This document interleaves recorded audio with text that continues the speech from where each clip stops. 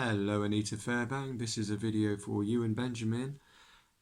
Given that I cannot speak to you on the telephone or on social media or any other platform, then I do not have any choice but to communicate with you in a YouTube video, as it seems. So this is also a perfect opportunity to ask you a few questions about this campaign of isolation, blackmail, threats, silence and suicide incitement that you started in 2014. And it seems very clear to me that under normal circumstances, my son and I, Benjamin and I, would be allowed to speak to each other in a normal, relaxed atmosphere. So the first question is, why is Benjamin not allowed to speak to me, and why has he not been allowed to speak to me since 2014? Why is it so important to silence him? Why are you threatening him into silence, and what are you trying to hide? Because it seems very, very clear to me that you have something very big to hide.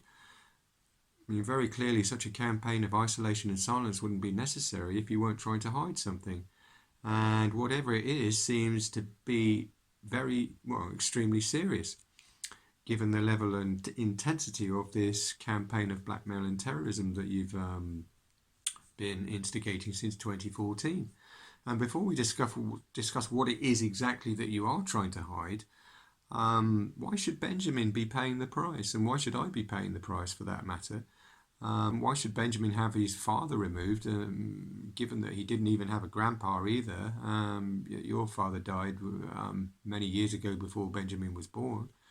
Why should Benjamin lose his father as well as his grandpa? I mean, why would you be removing so many important figures in his life?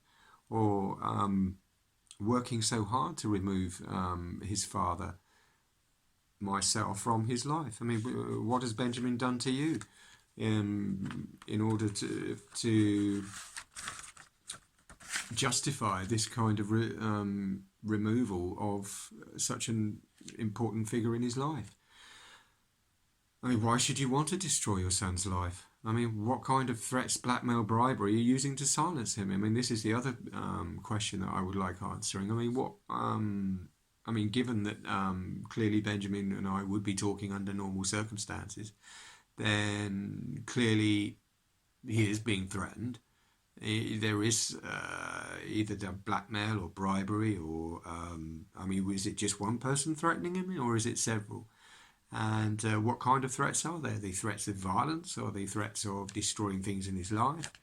Are you paying him? Are you bribing him to be silent?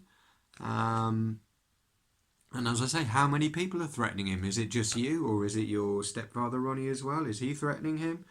What about your mother Tova Tfighten? Is she threatening him as well? I mean, how many other family members are threatening my son behind my back? It really seems nothing short of just absolutely disgusting, and brings me back to that question of, what are you hiding? My personal suspicions is that you're not bothered about Ben speaking to me. It's what we might speak about, and it's the subject matter that you seem very concerned about, that if you were allowed to talk to each other on the phone or on social media, that we might talk about something that you don't wish us to talk about. Now, what could that possibly be? I've just made a video about your ex-partner Dan Marshall and his brick attack, entitled Message to Dorset Police, Dan Marshall and Anita Fevang. You can find it on YouTube, perhaps you'd like to look it up. And it addresses the brick attack that happened. This is outside your flat on Wolverton Road, 12 Wolverton Road, where you were staying in 2003 in Bournemouth.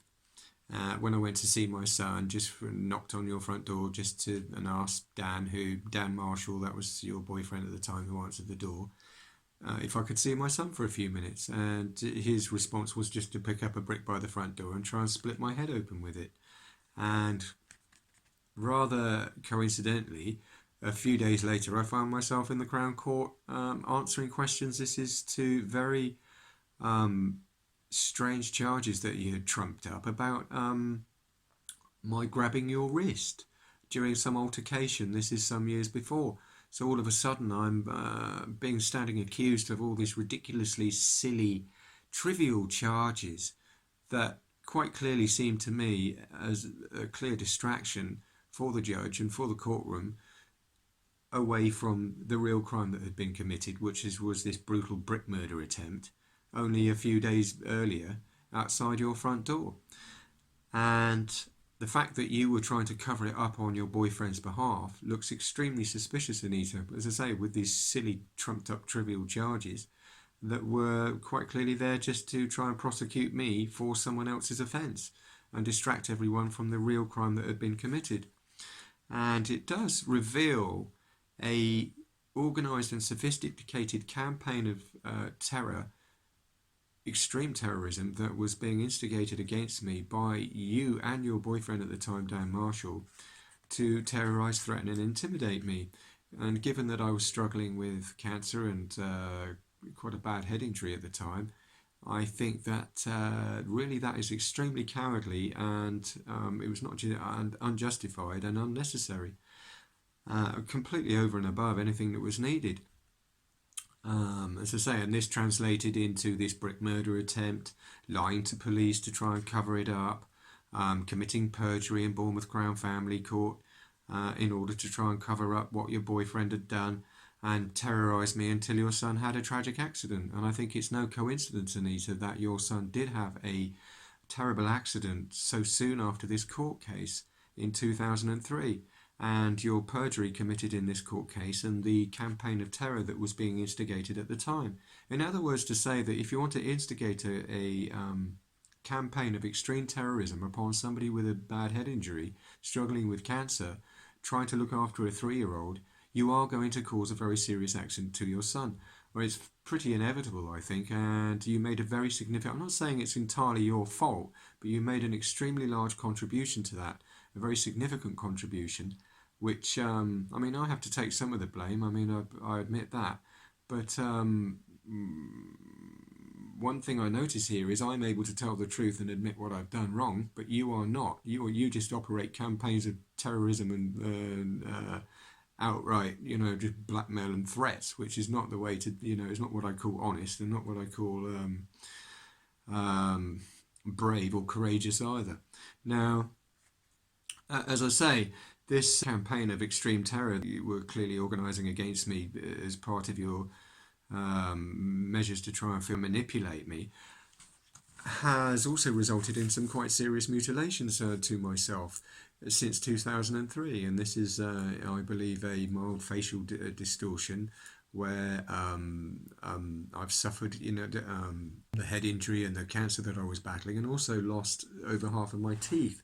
This is like so, yeah, and like so, leaving me unable to eat food or chew food properly, which I consider to be very clear evidence that there was a campaign of extreme terrorism being exercised against me that began in 2003.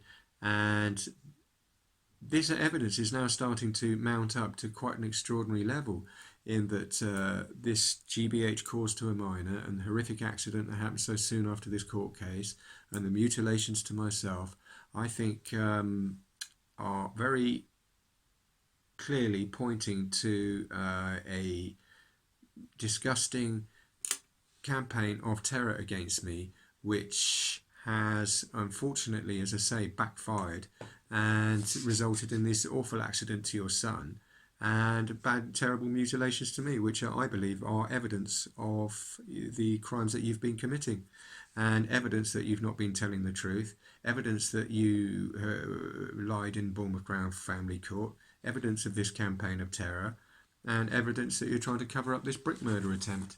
Now, these mutilations started to appear, started to become quite obvious and quite serious and undeniable. This was in 2014, the last time we spoke, which I believe is no coincidence. The fact that this evidence all suddenly started to appear, and then suddenly you impose this campaign of silence and blackmail upon my son just as these mutilations appear, I think is far more than a coincidence. And I think that it's very indicative and a clear indication of what you're trying to hide, which harks back to the original question that I asked in the beginning of this video. What are you trying to hide? And why are you imposing this silence upon my son and this campaign of blackmail and suicide incitement? And basically, if you leave your victims badly mutilated, like you have me, and take their children away, like you have to me, and try and isolate their children, like you have to me, and isolate myself in this campaign of silence, terror, and blackmail, this can only be interpreted through my perspective as an extremely determined, sustained suicide incitement campaign. And I'll repeat that, it's an extremely determined, sustained suicide incitement campaign, which happening on a daily basis since 2014, I think is a very, very big indicator again of things that have gone wrong in your past, and raises another question basically about what happened to your father, Anita Fevang. I mean, did you subject your father to a campaign of violence, threats, extreme terrorism, isolation, silence, blackmail and hatred like you have me? Because if you did, and it seems very clear to me that this could well be true, then what you've not stopped, you clearly have not stopped to consider the connection here that other people were going to make assumptions about you, Anita. If you are continuing to operate campaigns of extremely determined suicide incitement upon mutilated victims like myself, then you are making it very, very clear what happened to your father. At least in my opinion. And it's almost so clear and so obvious. I'm starting to wonder, like, where you're headed. What are you thinking? I mean, really, I mean, it's a campaign of terror, murder attempts, perjury. How is anyone supposed to believe you didn't drive your father to kill himself? You expecting me to believe that? I mean, that you didn't drive your father to kill himself when you've subjected me to, really, I mean, quite honestly, a campaign of terror that's not just started with the silence and isolation and blackmail in 2014. It started in 2003, didn't it? Really, with covering up this brick murder attempt, the perjury, the extreme terrorism, and all that was happening at the time, which led to the mutilation starting to surface in 2014. 16 years of just abject terrorism, which, as I say, I think shines a very bright light on what happened to your father. Now, do you have any idea how obvious, how blatant and how suspicious this looks, Anita? I mean, maybe you don't, and maybe that's a very good reason to make this video, because the silence, blackmail and campaign of isolation really is nothing more than a giant advert, I believe, about what happened to your father. It's making me wonder, I mean, what's going on here? Now, and it does explain to me why you're so worried about Benjamin, this is my son Benjamin, talking to me. It does seem very clear to me that we might discuss this subject if we were allowed to talk, and we might talk about what happened to your dad, what happened to me, the connections between the two, the striking similarities in the treatment, the striking similarities in all the details. All these things, you know, may become clear as Benjamin and I communicate. Now that to me seems crystal clear, very, very obvious. And so obvious that I have to ask you, I mean, you know, are you aware how obvious it is? And it seems to me very clear that's the only reason you won't let him speak to me. I mean, you seem very desperate, you know, to cover up these dark and sordid, murky things that happened in your past, which also leads me to wonder about other stories that you told me.